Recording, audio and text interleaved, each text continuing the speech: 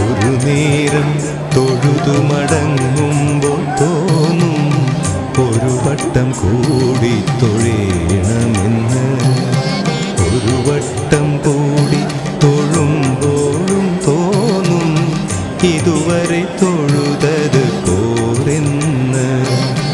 അകതാരിൽ നിറയുമീ അനുപമ നിർവൃതി ഗുരുവായൂരമ്പലത്തിങ്കൽ മാത്രം.